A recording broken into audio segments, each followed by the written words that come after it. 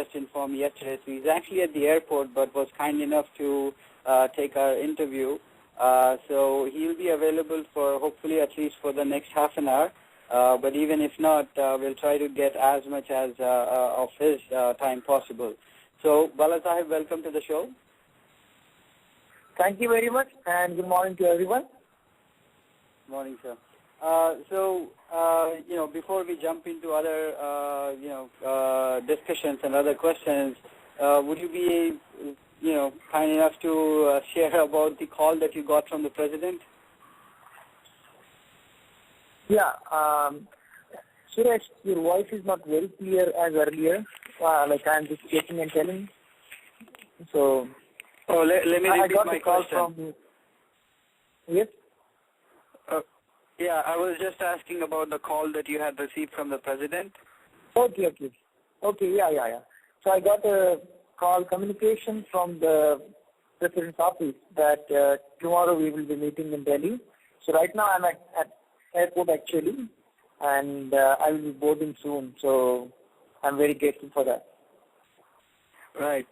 It just goes on to show it's actually a testimony to all the hard work and effort Balasaheb had put in over the past few years, that the president herself had, expressed an interest to meet and talk to Balasaheb. I guess the same curiosity and same questions the president might have had, we also had the same, sort of questions. So Balasaheb, without any further delay, let me begin with a very simple question. Why? Why did you decide to join politics? Yeah, the one thing is, initially I came back to India for social work. I had started a project for sustainable model village development, and also I was a part of Anna's movement and different movements. So when I saw in the country what we need now is a political revolution rather than social revolution. And there are like 70% of the population of country's youth, they want change. I met a lot of people, farmers, youngsters, and what people need is change, but nobody is coming front. And at any given problem, when we come to conclusion, we talk about politicians, we blame politicians, we blame politics. And what I wanted is take one step forward. See, what can I do for this? So that and urge for like the betterment of society for my motherland. That these were the couple of reasons. I see. You said that you were part of IAC movements, right? And you were very active while you were here in the University of Cincinnati. IAC, yes. IAC, I believe, is not very keen on joining politics. Rather, it believes in bringing the change being outside of politics. So was that... how did you manage to go against that? I mean, did you try to talk to the team, or did you try to convince your team against it? I was part of IAC for against corruption, because not that I agree all the statement by Anna or Arvind Kejriwal. I have some my own views also on the statement. So, but what I was in IAC for anti-corruption, that we need corruption-free India, and I think, and I was from of the view that the best way to contribute to politics is democracy. Our country is a democratic country, and the best way to bring change or the fundamental change through politics. What we need is that the people who came on street to vote and also come front, contest elections. We need good leaders. Right. Very well said, Balasaheb. I hope more and more people get this message and listen to the man who had led by example. So at this point, we have a caller, Ajay Tota from New Jersey, who wants to ask you a question, Balasaheb. Ajay, you can go ahead with it. Yeah, definitely. Yeah. Hi, Balasaheb. First of all, congratulations on what you did, and congratulations that you're again going to meet the president. But I hope the invite is to ask you about how you did what you did, and not basically enticing you to join the Congress party or something. I hope it's not about that. But I had a comment that, I just wanted to congratulate you on what you did. Sorry, excuse me.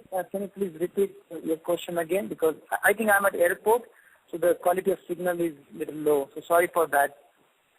It's okay, Balasaheb. I think Suresh, you can go on with the interview. I think I just had a comment, but that's okay. Yeah, I can repeat that, Ajay. So like I got few words. For first, like whatever I heard, I'm just going to respond. So first of all, thank you very much. And I heard somewhere Congress.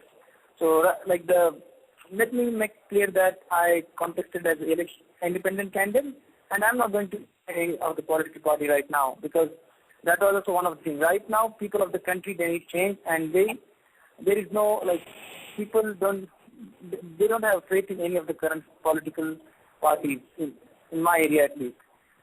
So what I'm going to meet the president and just give this example, that message that our democracy is still alive. That good people with good method of politics, they can still win. And just that for our youngsters, we need this example to pass on, and more people to come in and do in politics. Right. Thank you, Ajay, and thank you, Balasaheb, for taking that question. Balasaheb, at the ground level, we have various forms of politics. We have money-based politics, we have caste-based politics, we have dynasty-based politics, and your slogan of change is certain. Were you skeptical? Were you skeptical at any point after making your decision to join politics that maybe you're up against a huge ask here, to fight against all these various forms of politics, and you just had a simple slogan with you: the change is certain. How did you convince the people? How did you take this message forward? So the first thing, the change is certain, that was because I traveled into villages.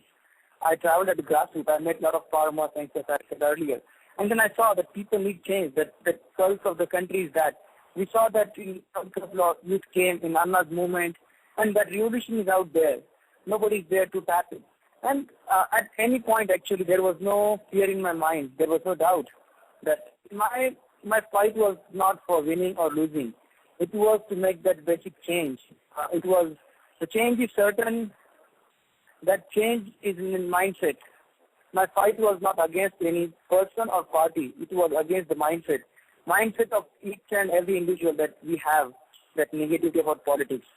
So, and my slogan, that's why my slogan was that. And we talk about money power and muscle power and caste, another one factor, the caste politics.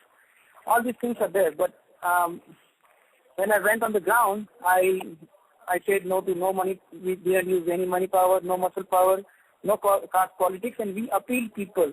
I reminded them of the politics of like Lord Rama, Lord Krishna, Shivaji Raje, Mahatma Gandhi, Dr. Balasaheb Ambedkar. These are politicians. And I reminded that I reminded of those principles, and people responded in a great way. I got a huge response for the same thing. I was giving people an example that, do you want alcohol, money, or do you want future of your children, future of youth? And people responded in a right way. And another thing is that there is so much change in politics. Politics runs all these big political parties, or it has some fear factor that you need a lot of money, or you need a lot of muscle power, or you need to play a caste card, or you need to use alcohol. But there is a truth, that is fact. But the more is about mindset. If good person enters into politics with a clarity and good intention, and there is no negativity in the mind, then people start seeing like that. People do change. And if change can happen in rural India, the place I was contesting, it is one of the most infamous place for politics in Maharashtra, state of Maharashtra. People never imagined change can happen here. So what I wanted to be an example for a lot of youths who are going to come now into politics. Right. I can hear a leader actually talking when you're talking and expressing your views. So hats off to your courage, and hats off to your strong leadership and your belief that change is certain, and the people are receptive to your call. Balasaheb, we have another caller, Dinesh, on air, who wants to ask you another question. Dinesh, go ahead and please keep your question short.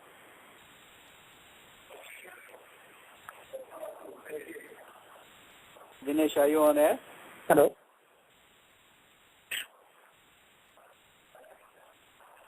Hello. Can you hear me? Yeah, Dinesh, go ahead with your question.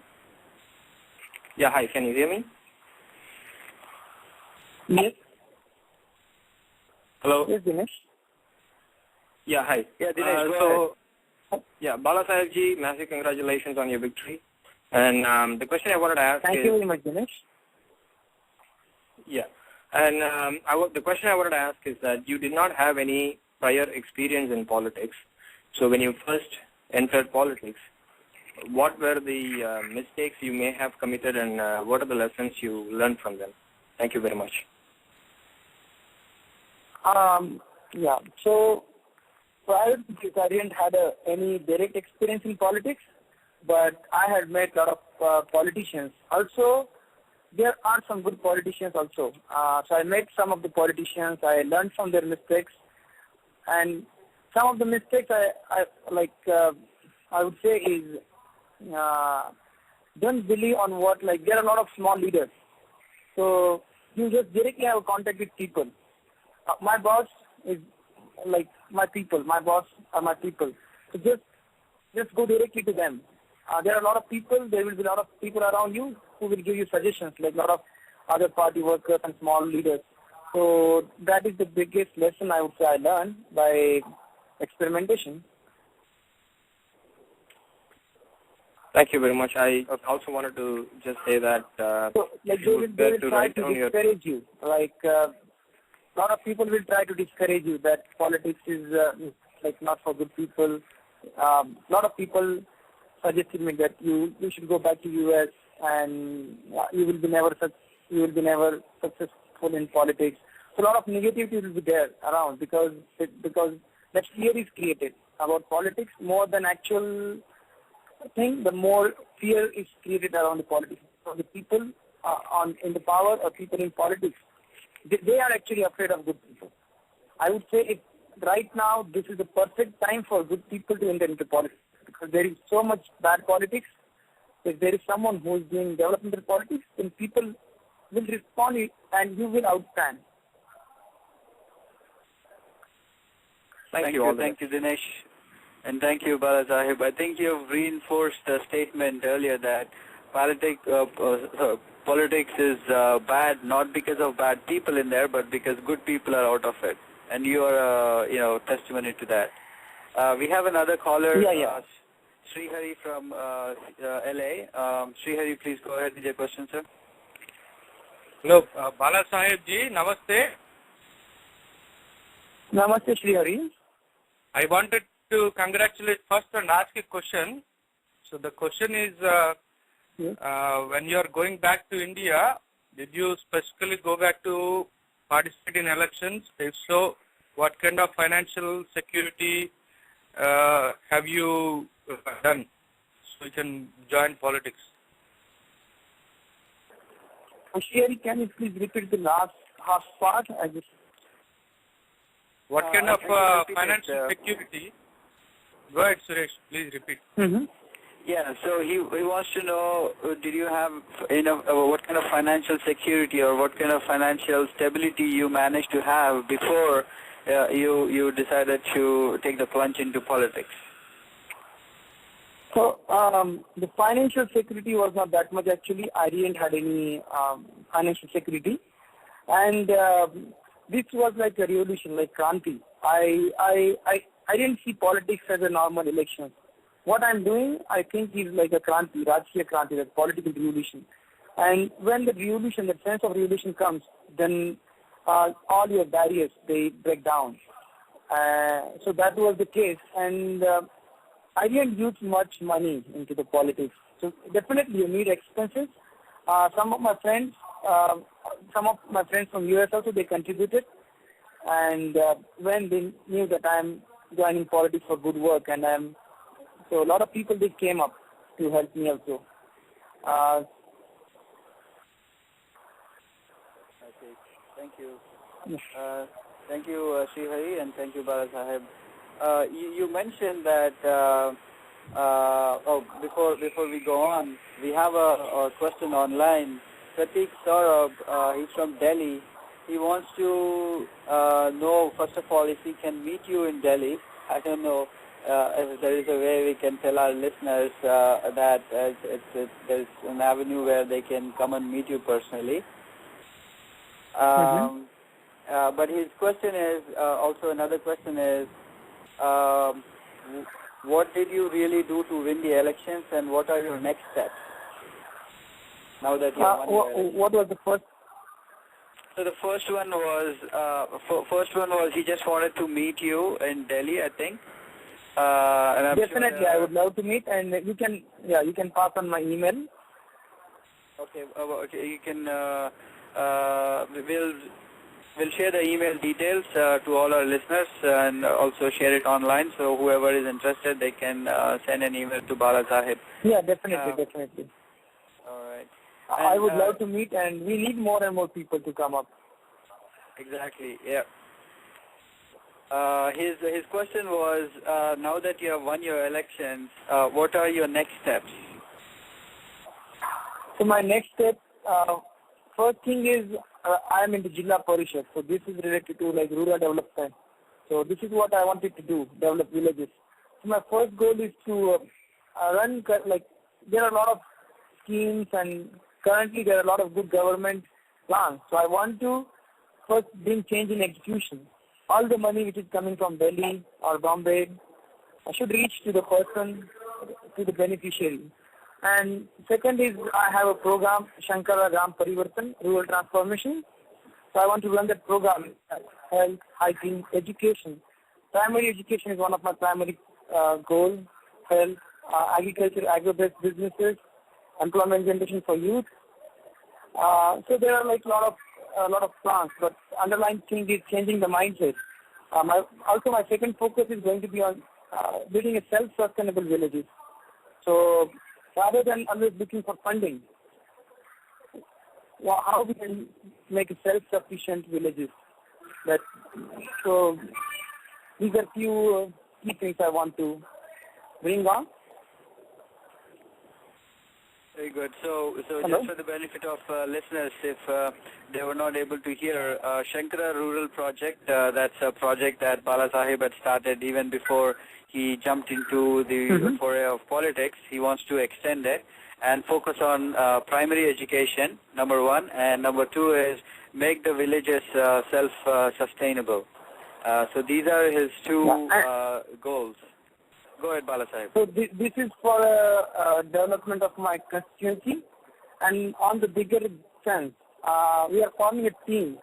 So I am appealing for youth from different districts, from different parts of the state to come together, and eventually like-minded people can bring a revolution. If I can do this in 15 days, win election with huge margin, then my next focus is 2014. Parliamentary elections, and that time I intend to have a team in whole state, like 288 MLAs and MPs. So to bring like-minded people, collaborate, make a strategy, and plan for a big revolution, a political revolution. Well, I'm very sure that whatever endeavors you venture into, you have the leadership abilities and the determination and the strong passion to take it forward. So we'll definitely like to see you in the parliamentary elections, in the assembly itself. Yeah, and for that we are going to collaborate with. There are a lot of big groups like who want to help me. So this is just the beginning, and I believe a lot of great leaders also will join in. Right. We have Partha from New Jersey who has a call for you, Balasaheb. Partha, you can go ahead with your question. Hi, Balasaheb ji. Namaskar. What you're doing is very inspirational for all of us. And I just also wanted to congratulate NRI Samay to put up this fabulous show. NRI Samay has been picking up nice issues, and it is a part of a larger ecosystem of like what you were mentioning, a like-minded people coming together. and you are inspirational for all of us. So my question was about what happened in the past year, right, and which is continuing for now, which is the anti-corruption movement that has taken the country in a grip, right? We are seeing that, still we don't kind of bring in good policies, we cannot get good politicians. And till we don't get good politicians, we cannot get good policies. We have seen that recently Lok Sabha has just been like political agenda-based discussions. No, even if you look at the statistics, right, in Lok Sabha and even in the Lok Sabha and even in the state assembly, it always comes to constant bickering and kind of parochial politics. Nobody is really caring about real issues which can solve. And we have seen that even in small villages, right, till the center doesn't release funds, there is no use. Whatever amount of effort in the local level you put in, it helps, but it helps only marginally. So how do you break this deadlock? Like, you need good policies for good politicians, and you need good politicians for good policies. Thank you. So, first thing, it starts with good people. So good people enter into politics, and as you said, there are two kinds of politics: political politics and developmental politics. Right now, there is too much of political politics. What we need is developmental politics, and the change has to start from the village, because we say that our country is made up of villages. There are still 6.5 lakh villages. 65 to 70% of the people stay in villages, and most of the people in villages, they do vote. People in cities, they do not, like, voting in cities is not that encouraging. So what I started is from village politics, and what we need is leadership. Once you have right now in my area, initially there was no hope for change. But now with the leadership, people are changing. The system which you see is impossible to change.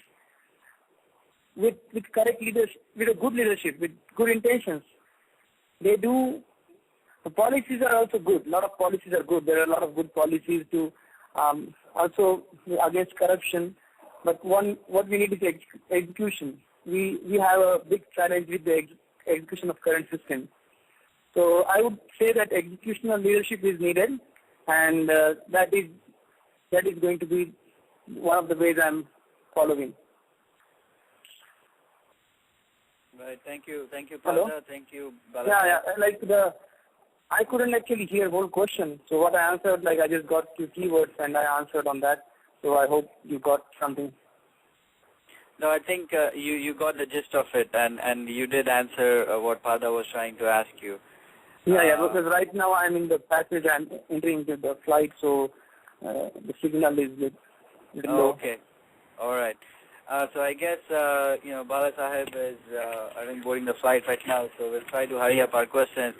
Balasaheb, how did you convince the people, you convinced yourself, but how did you manage to convince your parents, your family, that you want to give away your strong educational background, strong academic background, and venture into politics? How did you do that? That was a big challenge actually, initially. A lot of my relatives and friends close to me. But the way I convinced, I started with youth, and then I started with the young people from my family. Excuse me, actually, I think, just give me a minute. Excuse me, I will have to right now cut down the phone because there is fueling, and I think there is some problem with that. Okay? All right. Okay. Thank you very much. Thank you very much, and I would really love to talk more. And today, actually, I was not in a situation to have a frank discussion, so I would like to have one. Okay? Thank you. Definitely. Thank you, and good luck. Congratulations once again. So there you go, folks. Unfortunately, we couldn't get Balasaheb's time for the whole 1 hour. But we will definitely bring back Balasaheb on NRI Samay as soon as we can. As you can see, as you have heard, just in the first half an hour, the kind of impact he has on all our listeners.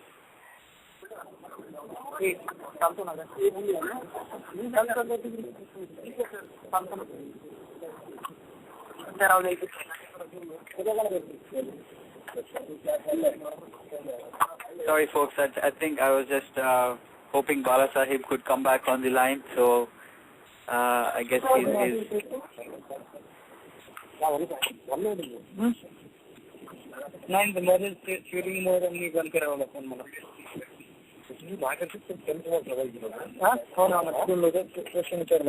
I think that Balasaheb forgot to turn off his cell phone, I guess. So we'd have to bear this background noise.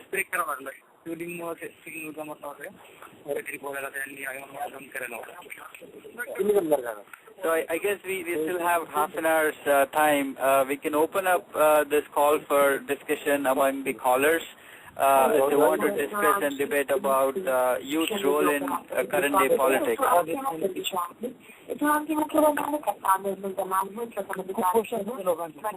Suresh Garu, it was a fascinating show. This is Srikant here.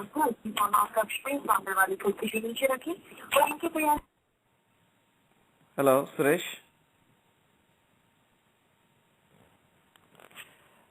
So there you go, friends. Today we had Balasaheb Darade, and it's so fascinating story. And then, to all coincidence, he got a message from the president of our country asking him to come to Delhi. We don't know what's the background for that, but Balasaheb Darade just told that the president of the country, he got a message from president's office asking him to come to Delhi. We wish him all good luck. We wish him all good luck for all his future endeavors in whatever he does. So he was talking about the Gram Swaraj ideology that Mahatma Gandhi has been talking about, and he's looking out to collaborate with more and more people so that he can take this movement in a broader scale. Seems like we couldn't have a full 1 hour show today. It's because Balasaheb Darade, he's in the airport, and he'll be heading to Delhi very soon. And do we have any listeners right now who wants to add some perspectives? Do we have Ajay? Ajay, are you on call? You wanted to add some perspectives, Ajay? Yeah, can you guys hear me? Yes, I can hear you, Ajay. You're on air right now. Yeah, I mean, again, as I said, I mean, congratulations to Balasaheb. I mean, he's meeting the president and everything. But as an individual, I mean, this is what my heartburn is when he goes there and talks to the president, right? And she's the first citizen of the country and has all the powers. Can she really help? I mean, that is my.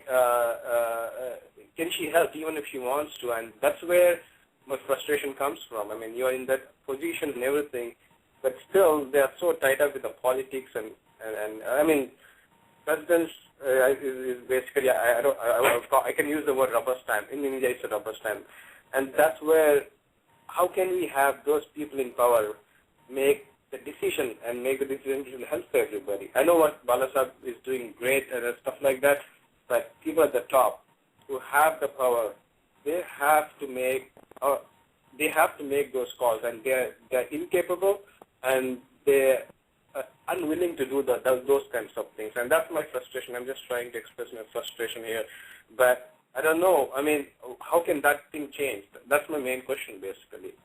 Right. And yeah, Suresh Garu, can you add some perspectives on what sense you got when you spoke to Balasaheb Darade today? Yeah, I guess he definitely. His message was actually very simple and subtle. All he was saying was, listen to the people, connect with the people, be with the people. When he decided to jump into politics, for him it was like a revolution. And when you reach that stage, he said, everything else, nothing actually matters at that point. Once he is into that frame of mind, nothing else matters to him. And all he was doing was just listening to the people, seeing what they need, and that's how I think he was able to stay away from all those people who were trying to discourage him, demotivate him, or even entice him into join, other political parties. And Ajay, to your point, Abdul Kalam is actually, President Abdul Kalam, the former President Abdul Kalam, is a very good example. Despite our current parliamentary system where the president has very little influence, Abdul Kalam has been an exception to this notion, because the kind of impact he had while his presidency and the kind of impact he's still continuing to have on the youth, especially on the kids, and as well as even the general population, I think it's immense. So I think it's I'm not sure if it is with the president post itself. It's, I think, more to do with the individual holding that post. So it's up to the individual how he or she can actually make use of the good office they have, and they can still bring a significant change. Yeah, right. Can I respond to that? Or I mean, it's okay. Go ahead, Ajay. Go ahead. Go ahead, Ajay. Basically on Abdul Kalam, right? And Suresh, you're spot on. And when it came for giving him the second term, they did not, precisely because of that, because he was trying to be something different than just a rubber stamp, and that's why they did not give him the second term. And they went with this notion that we want a first female president. Okay, that's very good, but the thing is she effective? I mean, can she question the workings of the parliamentary? Can she do that? It's not based on that. It's because they just want to have a woman president. So what I'm trying to say, again, we can all blame ourselves, but the thing is, they want all the people who can work with them, toe their line and stuff like that, rather than seeing what is good for the country. And if Abdul Kalam got a second chance, which one party wanted him to give him the second chance, second term, but other party did not, because he was getting too big for issues, according to them. I mean, that's what I'm trying to say. Ajay, we're getting at that level, but looking at a very meek level where Balasaheb Darade started in the Jilla Parishad elections, it all starts off down the ladder. Even if you see Balasaheb, I think we didn't have a full 1 hour to talk to him, but definitely Bala would have underwent, I think in the existing politics it is called nothing less than a trauma, right? So from rock bottom to the top, everything needs a little bit of, we shouldn't be pessimistic saying that politics is bad, but at least we should keep trying that something like people like Balasaheb, or there are a few people who are making some difference. We have some good people. If you talk about Shiv Sena also, there are people like Suresh Prabhu, who has been, I don't know whether you remember, he was once told that he was taken out because he's too sincere to handle. Suresh Prabhu from Shiv Sena. There are honest people all around. It's just that I don't know how tough it is to get connected is to the people is what matters. But I was wondering, when I was hearing to Suresh Garu's conversation with Balasaheb Darade, I was just wondering, had Balasaheb Darade chosen some good party, if the question of if somebody, there are some few parties which are talking about clean politics, good governance, decentralization of politics. They're coming up with very innovative concepts. But had he not been contested as an independent, his fate would have been completely different. Anybody who hears the word party at the end would make him miserably lose, and then eventually, when somebody comes up to a conclusion that he is tied to a party, he would eventually make sure they vote for some traditional party and not to this guy who is aligning with a small party. What's the perspective you've got? Even before we go that, I think we have another caller online.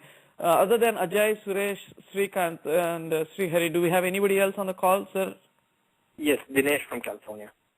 Dinesh from California. Hey, Dinesh, how are you, sir? Good, thanks. How are you? Yeah, we are all doing good. So, just adding a perspective, Dinesh, here, saying that had Balasaheb had the tagline of party, things would have been completely different. What's your perspective? Right. It may be true that in the current environment of dirty politics and scams, which have been happening on both the sides of parliamentary parties, the ruling party Congress, as well as BJP party leaders in Karnataka and elsewhere have also been involved in scams. So it is true in a way that if Balasaheb had contested from a political platform like a party, then he might have lost the elections. It is true. But of course, we would never know if Balasaheb himself had floated a political party, that would have been different, or he joined, like some other person said, one of the cleaner parties, he might have won. But again, this is all just speculations. Yeah, but do you know offhand of some party, any party in India, which you feel is sincere enough to deliver? What do you say? Can you throw some light on something that you have heard, which is like, hey, this party at least has got some good vision to delve into the people issues? Well, I have to say that I've heard of Lok Satta. That is the only party I've heard. Even NRI Samay interviewed one of the party candidates for the Mehboob Nagar by-election. I think that is the only party that comes out to have an internal democracy where the party leaders or few people with power and money do not decide the who's going to run in a certain constituency. It seems they are pretty good in their internal democracies. I have gone and read their documents, perspectives, and their ideas in transforming the society. And they're also pretty clean. I mean, in their homepage itself, they clearly say that no liquor, no money, they will not use muscle power. And the fact that just like Balasaheb Darade could use the same strategy without liquor, without money, without muscle power, he could win. And similarly, Dr. Jayaprakash Narayan also did the same thing in Hyderabad, Kukatpally. So I think that definitely parties like Lok Satta, there may be more parties I do not know of. But yes, I mean, so what I understand from, at least the takeaways for me from Balasaheb ji's interview was that, without doing a sacrifice, it is impossible to achieve any change in India. And but if we are willing to do the sacrifice, we can definitely transform India. Right. In the case of Balasaheb ji, he has left his career. He has left his creature comforts in the United States and has gone to India, and he has made a great sacrifice in doing so. And after doing the great sacrifice, when I asked him the question, what mistakes did you make when you entered the politics and what lessons you learned from them, I was expecting him to give me a very unique strategy. But what I heard was a simple message that he just went to the people. So in essence, what we get is that as long as you're willing to sacrifice, the people are ready to understand you. They are ready to give you an opportunity to change India. Great. And I'll let Ajay Garu to comment on this. Ajay Garu, do you know offhand of some, the question was, had he aligned with some party which he thinks is clean, what would have been the outcome? And do you know of offhand of any party that has at least have some kind of a cleaner vision which will delve into people's issues and then solve them? What do you think, Ajay Garu? Yeah, I think, if you look at individual elections and individual persons, right, you'll have success stories like this everywhere, right, who are independent and everything, and they do well. And smaller parties like Lok Satta, they'll win one election here, one election there, a couple of seats here. That's good. But can they really make a change? I mean, is there a party which actually can win the entire state and make that kind of change? I don't see that. I mean, you go back 60, 70 years, Congress was one of the cleanest parties because it has all the top leaders who were clean. See, I know, there are a lot of different perspectives, but I believe personally that change should come from the top. I know this is contrary to what a lot of people think, because if you look at Bihar people, Nitish Kumar came in and everything changed because he said, we are proud Biharis and we have to behave like proud Biharis. And the people at the bottom, they didn't come from the bottom, it came from the top, and we need those kind of leaders. And to get those kind of leaders, what it takes is something I think we need to think about. How can you get that leader who from the top can change a lot of things? Right. If you look at BJP, Congress, right? A lot of good people are there. These people, they know there are a lot of corrupt people in their own party. They know that, and they know they by names, but they cannot do anything because they are compelled by their party obligations, because they have to win over Congress and vice versa. That ties their hands, and that's the thing. It's not that they're not clean people, but the clean people are not able to make that bold decision to make the change. That's the thing. So we need that. We need a significant influence on the top, which can make that change. That's right. Yeah. Yeah, Suresh, you want to comment on that? How about? I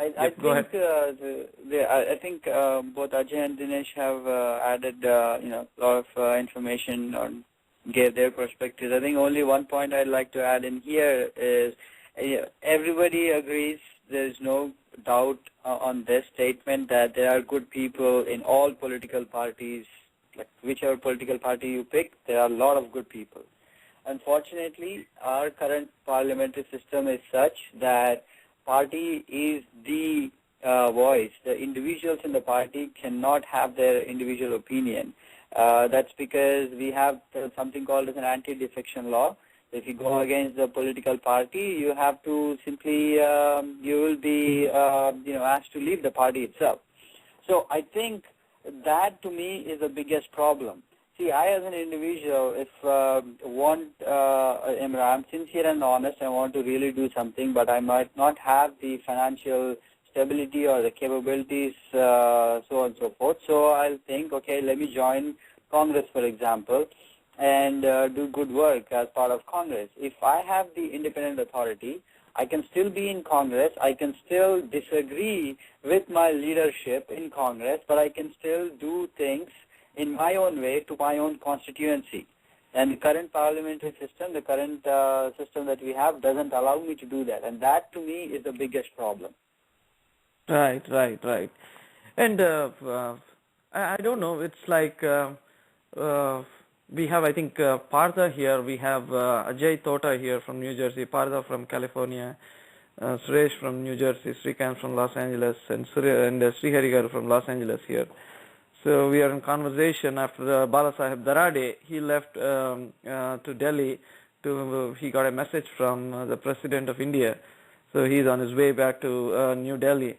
And we are having a conversation here with all of our friends talking about how the current politics, if somebody is clean and is tied up to a political party, people think, people right now are in a perception that anybody who is aligned with the party is of no use.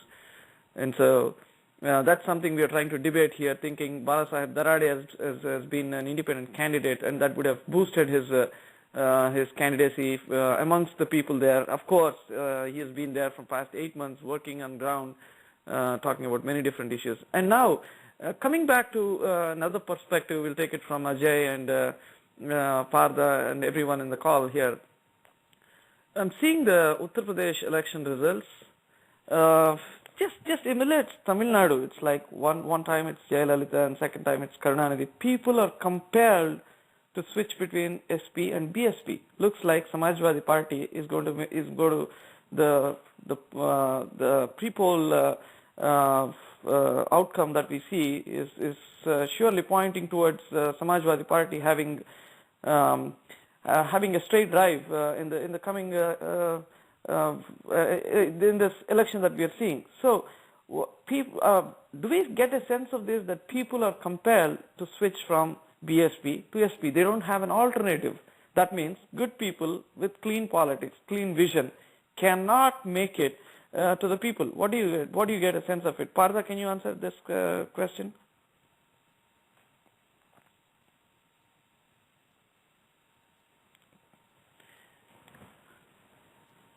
Are you online, Partha? So let's go to Ajay. Ajay, what's the sense you get if you see this Uttar Pradesh pre-poll outcome? Yeah, I think one word is deja vu. It's the same thing, right? For 60 years, we are seeing the same thing. These people come and they loot and they go away because it's anti-incumbency, but it's not progress. It's always, and they keep fighting. The children will come. Okay, Akhilesh Yadav, now he's the chief minister, right? Chief minister. And then Rahul Gandhi will be the prime minister one day. So we, the people, right? All this do is like we have no choice because, but in my opinion, there's one. You don't have to vote for either of them. It's that only then these people will realize that should have an option of right to reject, meaning we don't like any of this. So once you have that, and until then it's like, okay, if it is 30% voting, still the same result. If it is 90% voting, still the same result.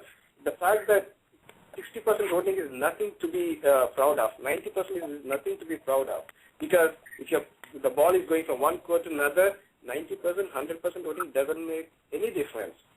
Unless you have clean people. So I'd rather have an election where I know the people who got elected are the clean people, even if it is 10% of voting. I don't care about that because that's not important. I mean, if good people are able to get in, then that's fine. I mean, that's my perspective. Percentage of voting for me doesn't mean anything if they're not good people in it. So I don't know. I mean, we'll see Akhilesh Yadav rule for 5, then BSP will come back, and then it's going to go on for another 6 years. That's what I'm. Yeah, you're absolutely right. Suresh, you want to pitch in and then add your perspective on the Uttar Pradesh pre-poll outcome that they're talking about. I'm not sure those are the right results, but at least it's the media that's projecting that SP would have a sweep in Uttar Pradesh elections. Yeah, I mean, that's what the pre-exit polls are indicating so far. It's going to be Samajwadi Party. I think you said it, and they also added to that.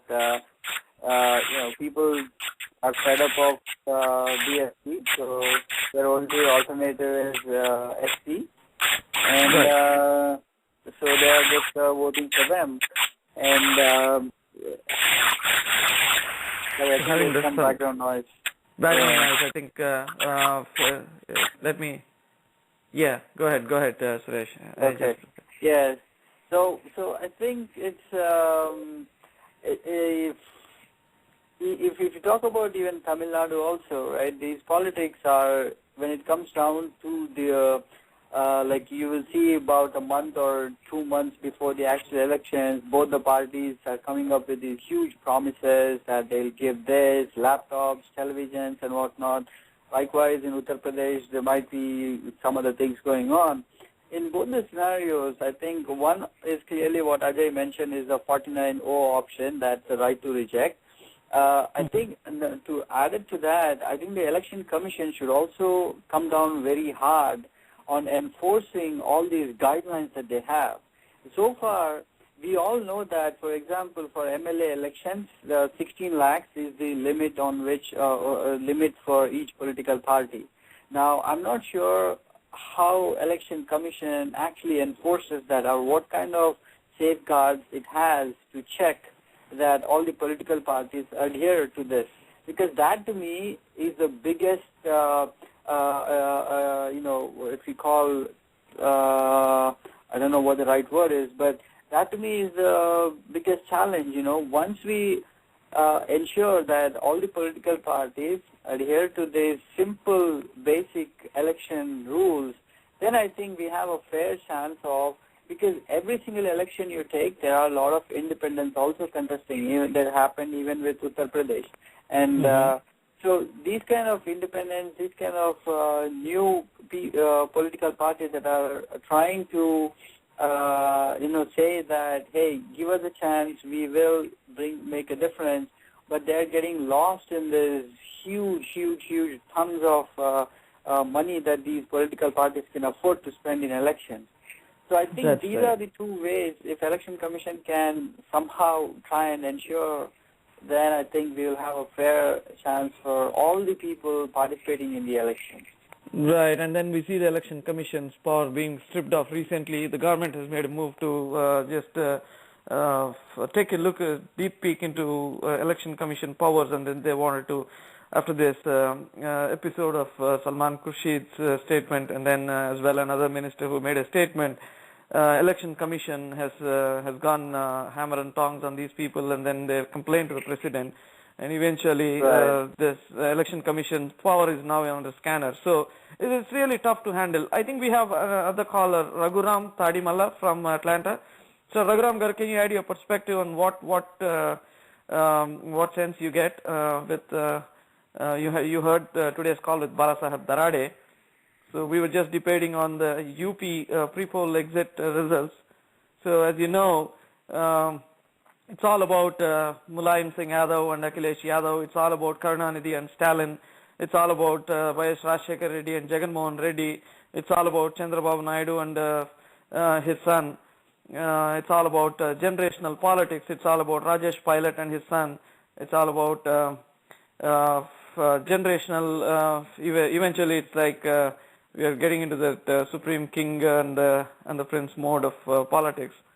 So Rahul Gandhi. And so, what's the sense you get? Where are we heading?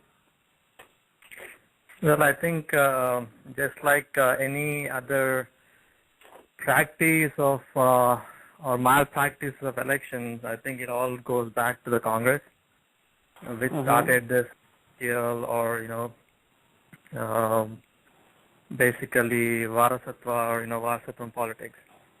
So, I mean, if you look at all these parties kind of are spins off of Congress in one way or the other. Most of them are. So when they became these parties, they took the principles of the party that they came from in everything.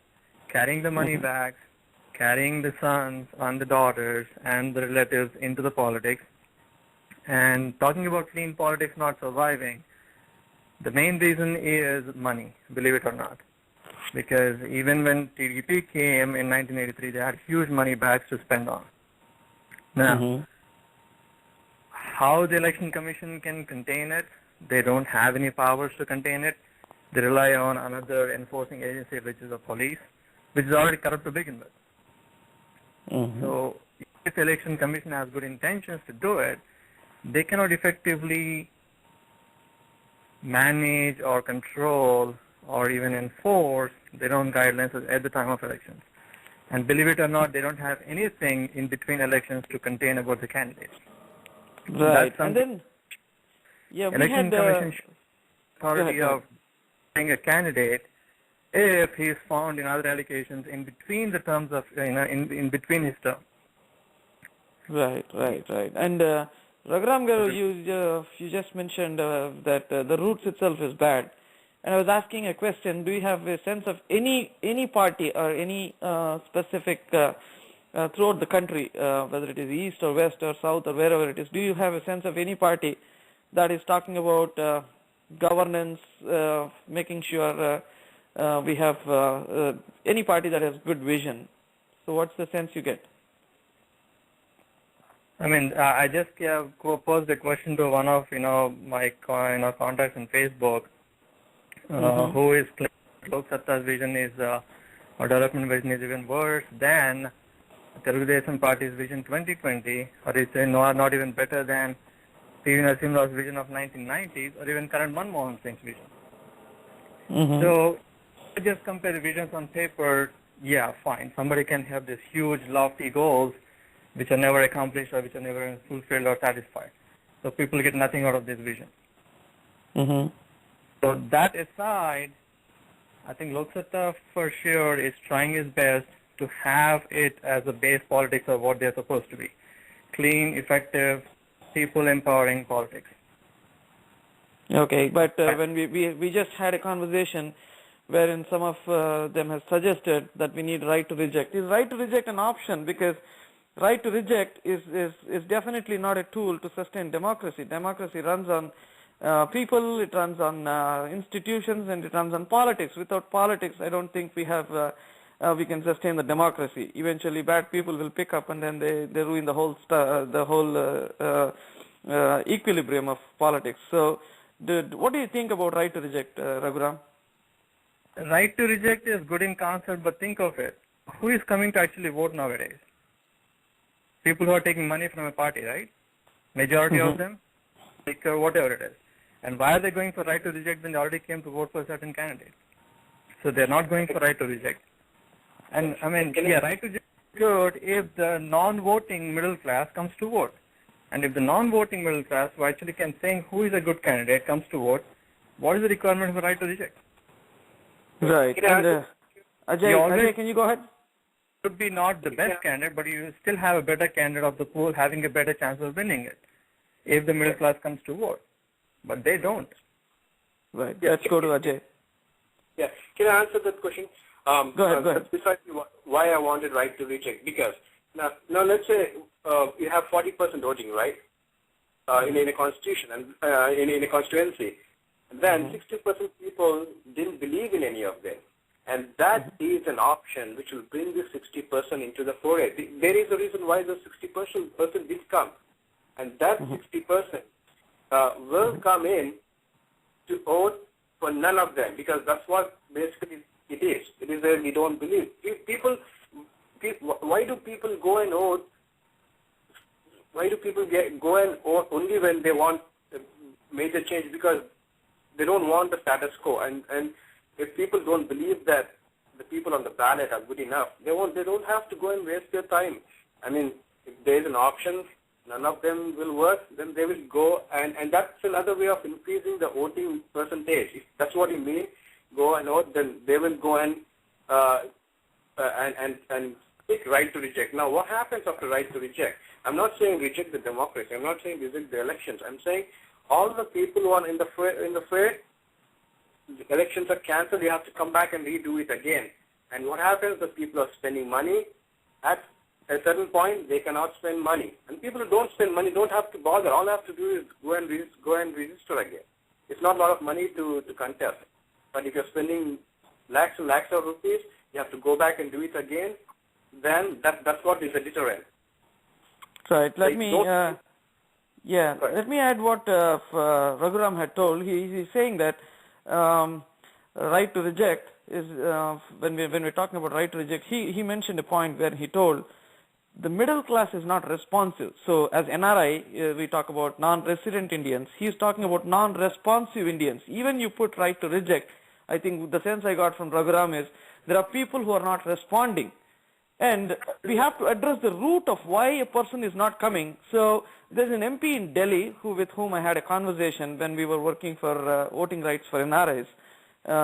We worked for almost a couple of years asking for voting rights for NRIs. And then there's an MP in Delhi who's again from Congress. He's saying we need compulsory voting rights. That means any person who's intentionally making it a point not to vote will be taxed heavily, so that he would put right to reject. There's nothing wrong in that. But then you should make him come to the polling booth and then make him vote. In democracy, if people are just making it a point not to vote, that is a heinous crime that he was talking about. So his name is Jayaprakash Jaiswal, I think, if I'm right about his name. He's an MP from Delhi. He spoke to me when I talked about NRI voting rights. He spoke to me saying that you are an NRI. Just hold on for a second. We have citizens in our country who are reluctant to vote, and we need compulsory voting rights. So, do you think compulsory voting rights will solve the problem? Well, let's go first with Suresh Idiga. Suresh, do you want to comment on this? Compulsory voting rights, would it solve this problem of less voting percentage of 28%? We have seen least percentage of voting of 25% also in the past. So what do you think?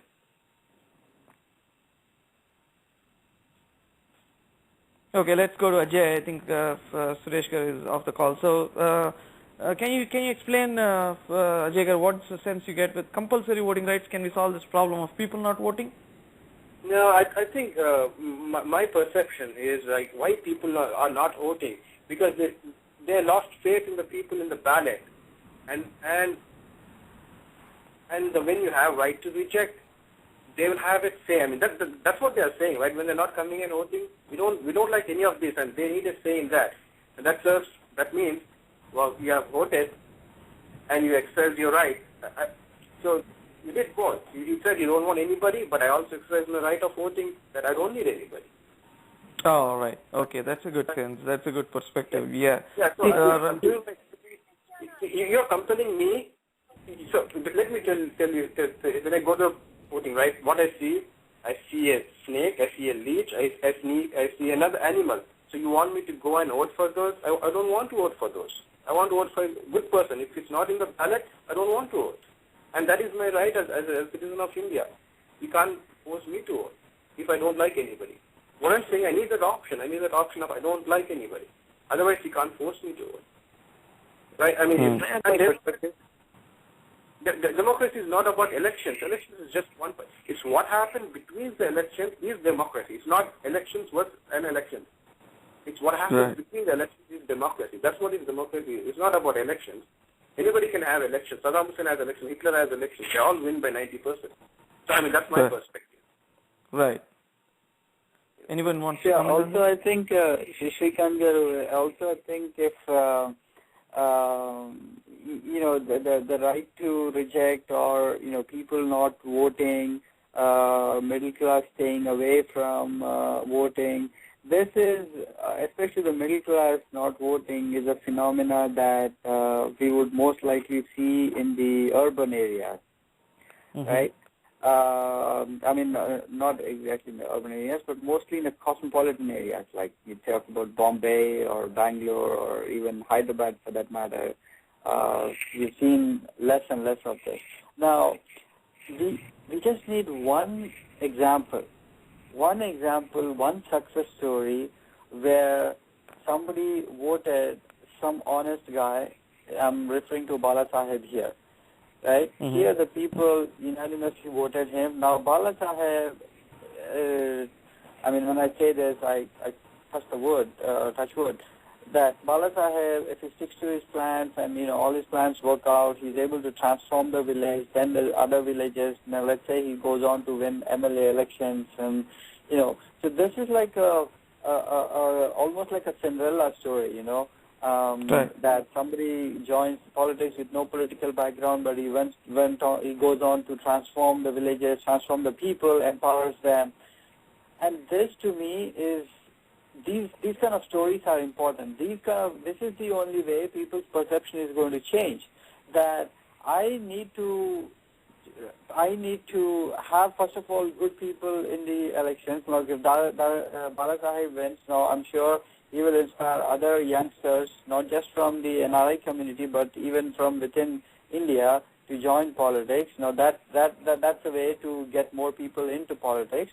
Number one. Number two is when people see that these kind of people are bringing in real change, then the middle class people who have abstained themselves from voting will also come forward and, you know, supporting these independent candidates or supporting these political parties that are out there fighting against the traditional parties. So for me, I think these kind of success stories are the need of the hour, and they need to be highlighted, they need to be promoted, they need to be like the talk of the town. And I'm glad President Patil, you know, sent an invitation to Balasaheb. I'm sure this will catch the media's attention also tomorrow, and his success will be known everywhere else, and you know, it will be like. That's true. Can I add my perspective if you don't mind? Yeah, I just wanted to add one more question. We have an online question from nrisamai.com. There is Shyam Sundar from Andhra Pradesh, Vijayawada. He's asking, can you guys discuss on why do you think middle class people are not voting? So he wants us to have a conversation on why do you guys think middle class are not voting? So can you please throw some light on that, Ajay? Yeah, I think the question for me is, why should a middle class person should vote? And I'm not, why should he vote? Why? Because for him, the options are limited, right? He has to vote for Congress, BJP, or what they do internally, they all. So, again, I'm going back to the same thing again. How do you, either you vote for an independent thing like Balasaheb Darade, who has done the work, and when people like that come in, right, what happens in the election? The guy from Congress or BJP, they'll call this guy and threaten him and drop him out of the race. Things like that happen. So, I mean, middle class people are not seeing any difference between voting and non-voting. Their life has not changed whether if they vote or if they don't vote. That's why people are indifferent.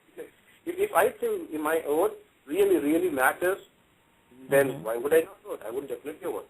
I mean, that's my perspective. I don't want to go into detail. I know there's not much time. But Right. We have any others on the call who wants to comment? Srihari Garu, we have Partha, we have Suresh. Yeah, I want to Dinesh. Yeah, Dinesh Garu. Dinesh Garu, go ahead, sir. Yeah, so I wanted to say that I hail from Madurai, Tamil Nadu, and we were talking about how people were constantly choosing between DMK and ADMK. I have to say that I know as a citizen of Madurai that people in Madurai did take money from both parties, but ultimately they voted for the candidates they liked. That's what I learned from a candidate interview from NDTV, because obviously there is nothing stopping people from voting for the candidates they like, even if they take money from one party or other. So, so one thing is that people are ultimately voting for the candidates they like.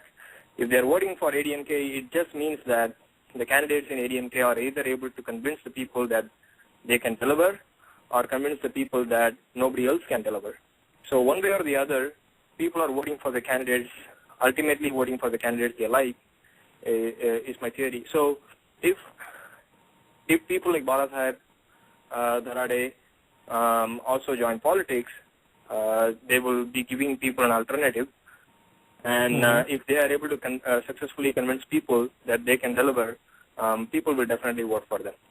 Wow. So just off the back, I'm just trying to sneak in because our friend was from Madurai.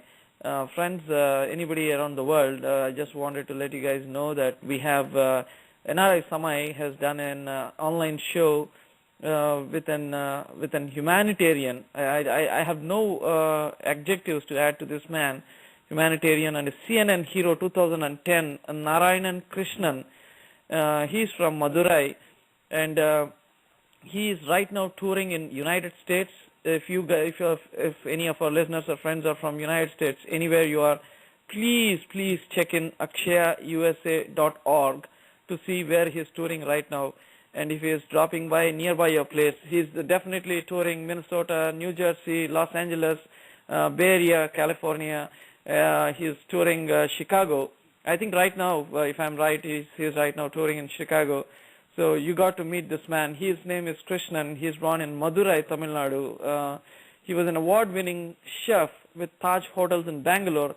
And when he was shortlisted for an elite job in Switzerland, he wanted to go for a family visit before heading to Europe.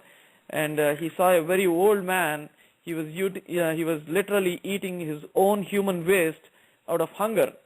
So this man, that changed his life. In 2002, he quit his job in a 5-star hotel, started cooking for all these destitute people on the roadsides, and he's basically been feeding them 3 times a day. He was saying that for all other fields, if it is we call if any brand of people in our country are at least being taken care of a little bit, but people, destitute people who are just thrown on the streets, they don't have anywhere or any place to go, and these people are literally, I think when I heard the news, they're saying that more than 70 lakh people like this in India are on streets, and they don't know who they are. They're just dying out of hunger.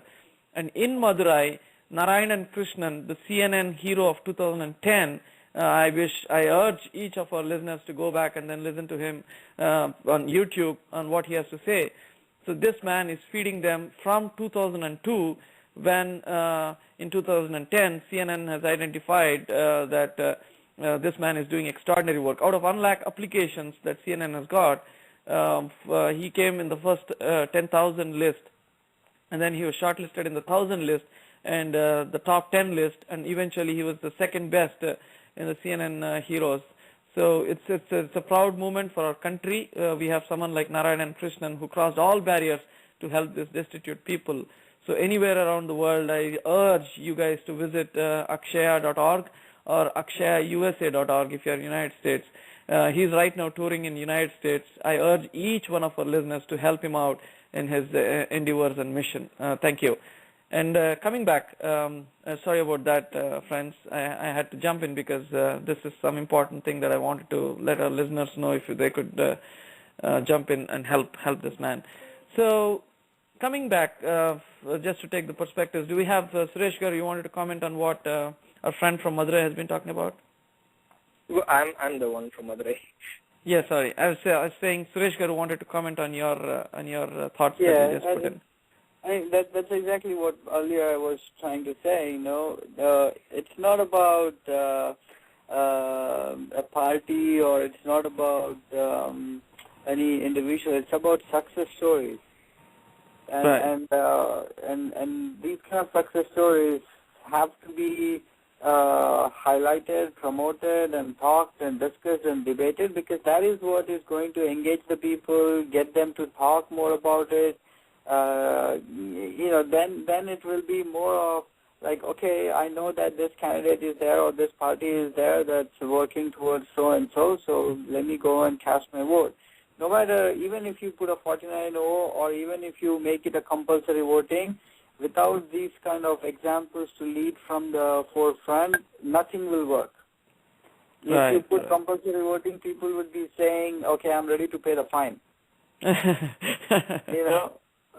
Exactly. So it's like they are willing to take that, but not going to cast their vote, because we need to show that, okay, change is possible, change is certain, and these are the drivers for that change.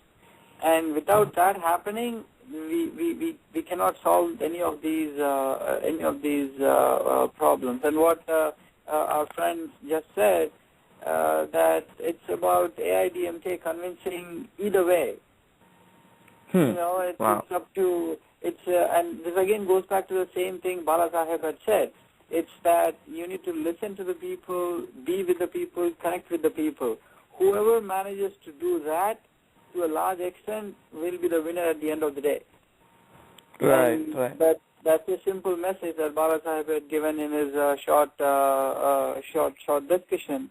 And I guess that's the key. Like, people should be the boss. People should drive what changes are all about, what they need to, what services the politicians or the leaders who they elect need to deliver. And as long as people are kept in the perspectives, I think that's definitely the way forward.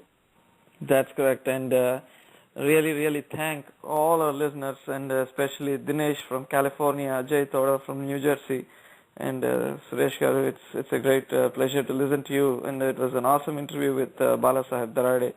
I'm sure you got in all the perspectives that we wanted in the first half hour. We will definitely try connecting back to Balasaheb. So on a closing note, Ajay Garu, do you have something to add? Dinesh Garu, just go ahead, and then Ajay Garu, let's go with you first. No, I'm good. Thanks for the opportunity, though. Thank you. And then Ajay, if you have any inspirational stories, and Dinesh Garu as well, for all the listeners around the world, if you have any inspirational stories that should be highlighted, that should be brought up for discussion, please feel free to write to nrisamai@gmail.com, nrisamai@gmail.com. Also, you can post your message on the chat at www.nrisamai.com. And please be a part of facebook.com/NRISamai. Spread the message to your friends. All we wanted to do is bring in honest perspectives and untold stories. We will be eventually trying to bring in Santosh Hegde, a man who was the head of Lokayukta until last few months. this man had sent big wigs to jail, people like Yediyurappa, people like Gali Janardhan Reddy. So one man with great vigor and willing to fight against any level of corruption can bring in a huge, huge difference to our country. As you know, Gali Janardhan Reddy in Karnataka was responsible for deforestation of 90% of the forest was completely wiped out because of this one man who was digging iron ore and then exporting it to China. So he's right now in jail, and Yediyurappa, he lost his power.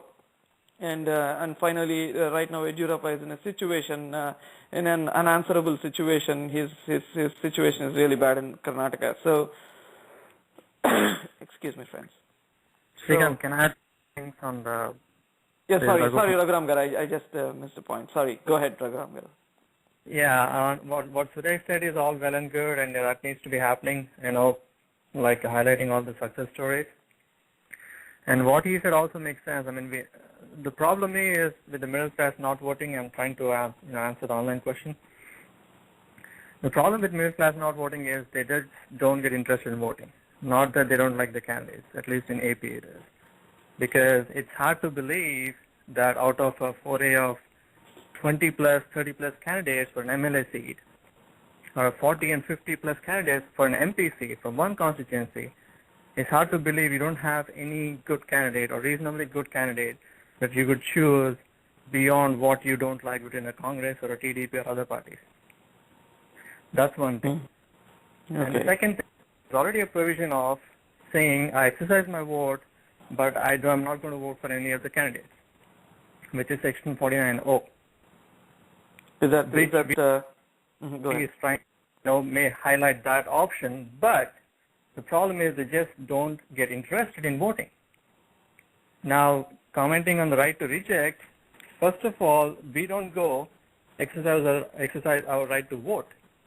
But now we are saying, if you give me another right to reject, then I may consider the exercise of right to vote.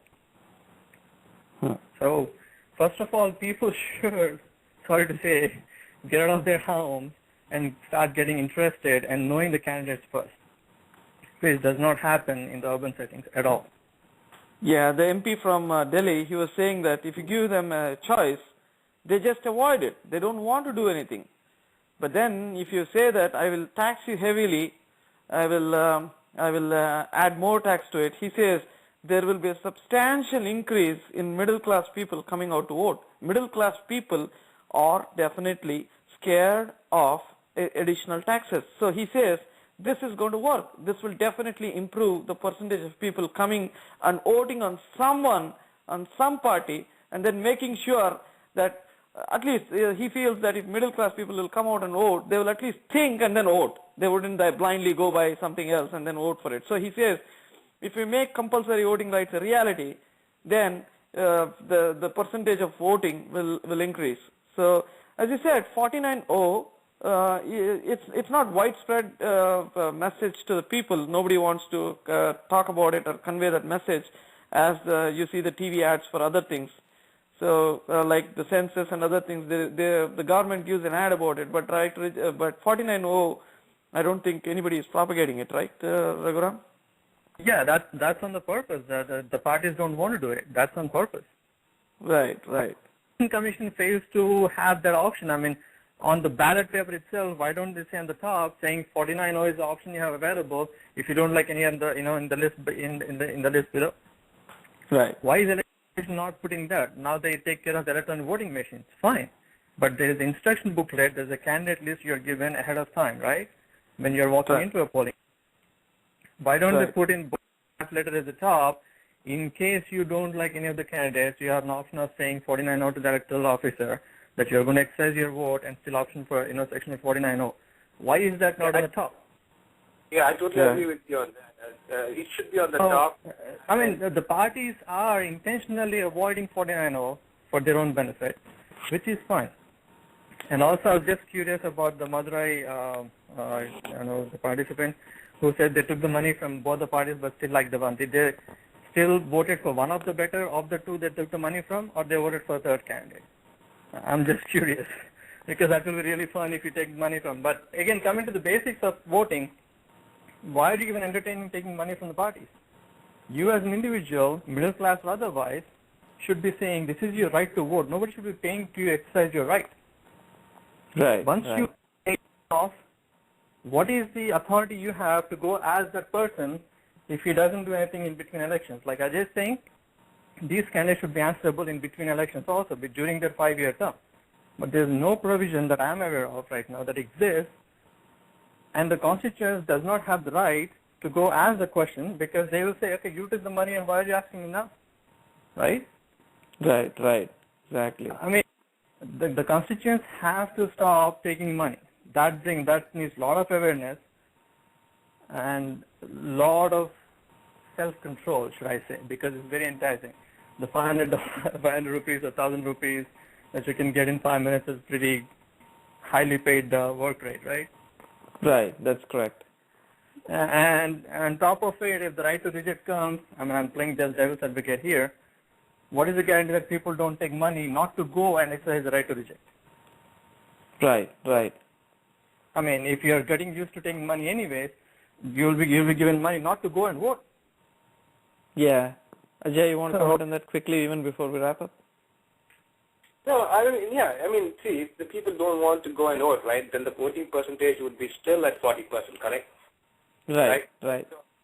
So, but it's not up now. It's about the people who voted, right? The people who 40% who voted. I mean, some of them might have voted for reject. So, I mean, then if that right to reject, and if that percentage is greater than the total votes, obviously, then you have to do a re-election. Otherwise, there's no choice. The bad candidate again will win. I mean, that's not a silver bullet. It will not solve a problem. But what I'm saying is, people who spend crores of rupees they have a deterrent not to spend again and again and again after 3 elections back to back. In like let's have just 6 months, if you have to reconduct it, then that thing will come down. That's what I'm saying. I'm not saying it will solve all the problems. No.